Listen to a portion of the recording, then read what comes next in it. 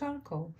It is made by burning organic material such as wood, peat, bamboo, or coconut husk in oxygen-deprived environment. It has been used by humans as one of the oldest artist materials to record everyday's life in the form of drawings. Even now, archaeologists find those drawings in many ancient caves, and they are invaluable in understanding how people lived thousands of years ago.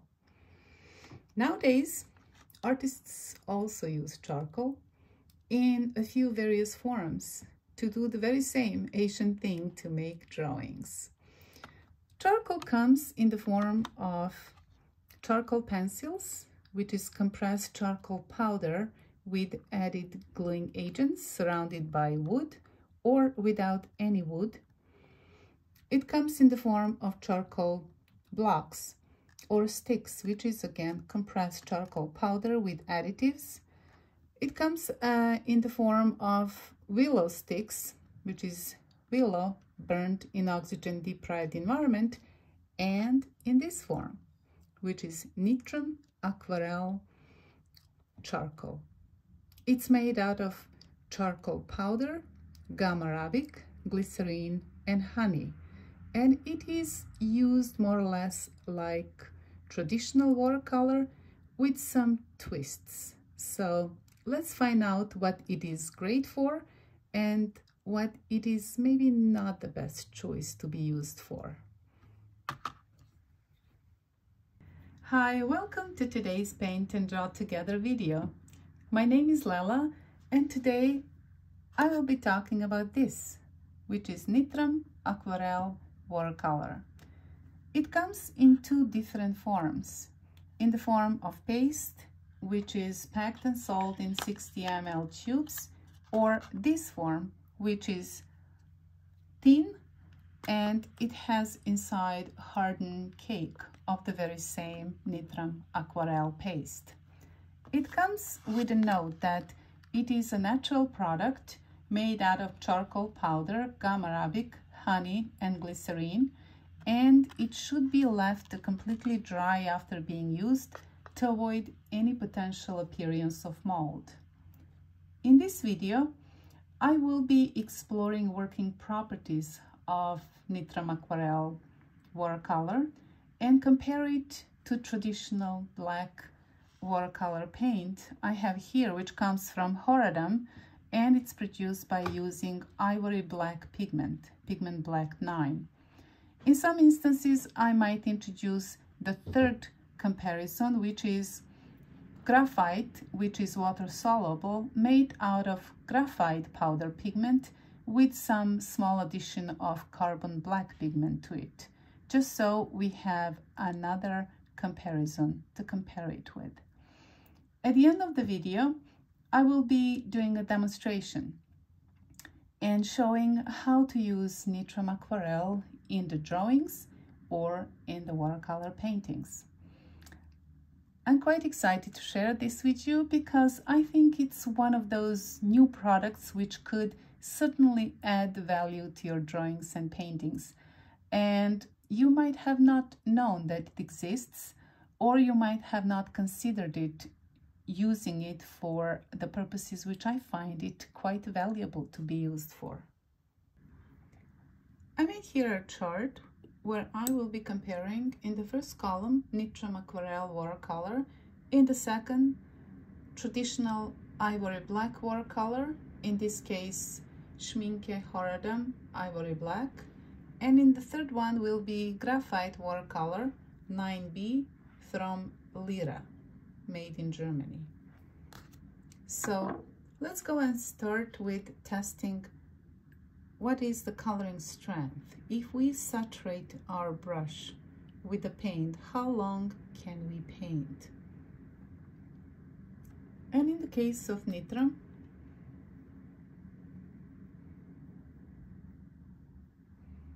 I did as much as I can with the size of the brush, and now I'm going to start laying that color.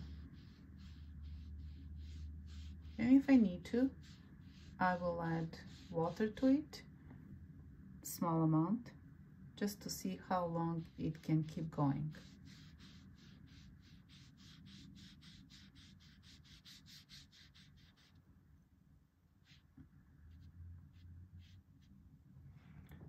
And that's probably as long as I can go by using Nitram Aquarelle watercolor. If I go and use Ivory Black watercolor,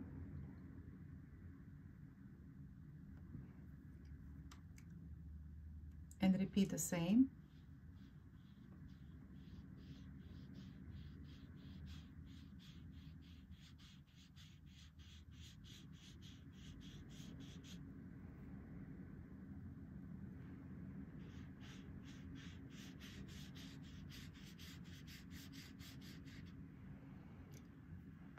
the length, how far I can go, is slightly longer, but the appearance of the paint is completely different.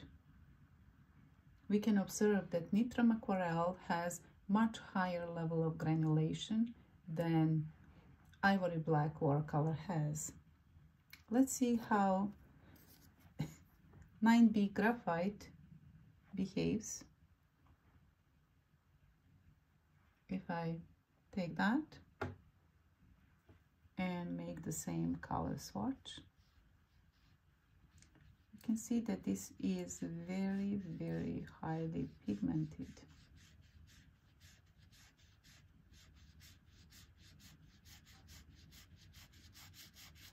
It can go quite long before all paint is deposited and create very long trail of values from the lightest to the darkest.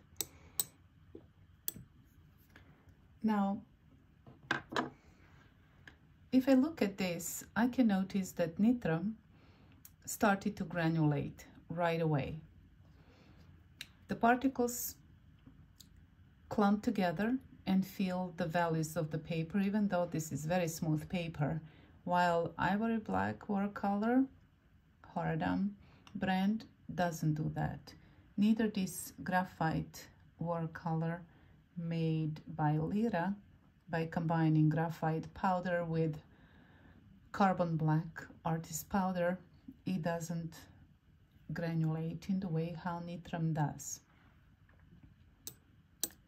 Now, in terms of color, I can notice that even though Ivory Black is supposed to be bluish tint and Mars Black more brownish, warmer tint of black artist pigment, Nitram watercolor has deeper and more natural bluish tone of black, which isn't the case with Ivory Black, neither graphite, which contains carbon black. Somehow, to my eyes, those two have slightly warmer tone than Nitram watercolor does. And Nitram has more natural, true black hue to it versus those two, which I find quite fascinating and great to use because it is going to create much cleaner, deeper, darker values than any of those two. The next property we are going to test is how easy it is to lift the color. So to do so, I'm going to produce very, very, very dark patch of Nitram watercolor.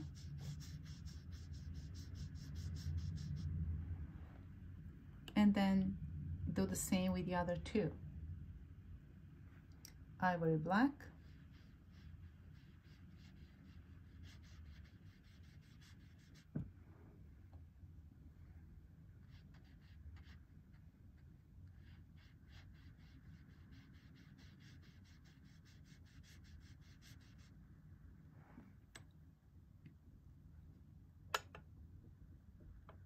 and the last one is graphite.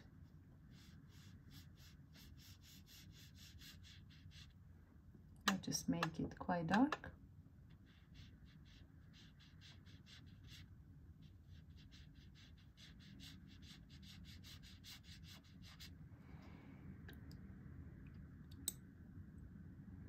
Now while this is drying,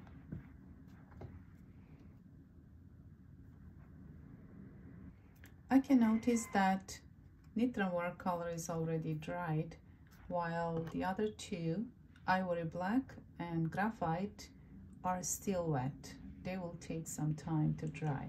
So the kind of binder used here is probably more prone to fast drying than the other watercolors are, which I can comment could be quite beneficial if you're in a hurry, which means if you're outside doing sketching and are journaling and the time is of high importance, Nitram watercolor can be a very good friend to take it with you.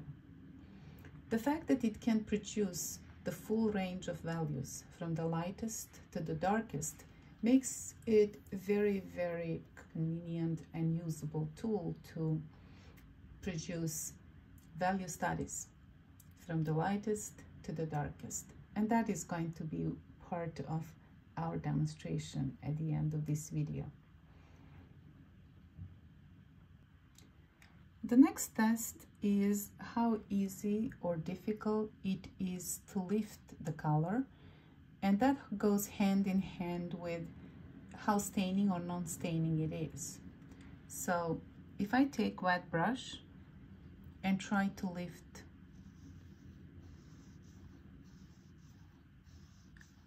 something, how successful that will be. Here, this comes to pretty much white paper, which is interesting property. If I work on it a little bit further, it completely lifts. You are left with almost white paper. Let's see what happens with Ivory Black. If I do that, will the behavior be the same?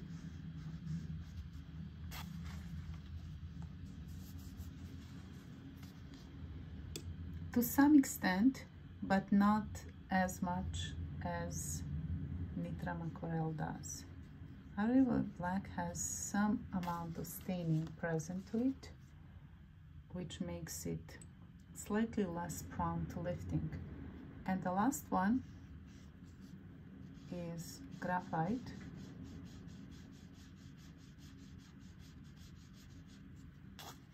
How easy it is to lift it.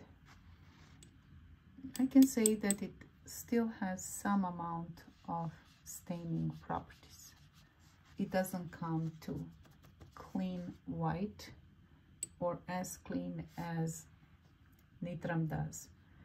So this means that the particles are quite large. They stay on the surface of the paper. They don't get absorbed deep inside the pores of the paper, and that's why it's very easy to lift it, which allows to create quite soft edges after it dries, which I can clearly demonstrate here that I can actually go and remove decent amount, almost to complete white if I choose so, which allows for great flexibility while working with this watercolor, that you can technically completely lift it out. Interesting. Which no other watercolor does. It will always do some amount of staining. If I try to do that with Ivory Black and try to remove it, we'll see that there is always a trace of what has been absorbed. Now I'm actually peeling the paper, and that's certainly different than what Nitram does. Graphite, it's similar to what Ivory Black does. It still has a trace of stain left under. So here it is very interesting and quite motivational in terms of various techniques or various painting approaches which we can take by utilizing this Nitram Aquarelle watercolor. If we can lift color back to complete white, it gives a lot of options how to preserve white and how to paint, because if you can go back to almost complete white, then that gives a lot of different options, which traditional watercolor doesn't do. What I learned by doing this small demonstration is that Nitram Aquarelle watercolor is highly granulating.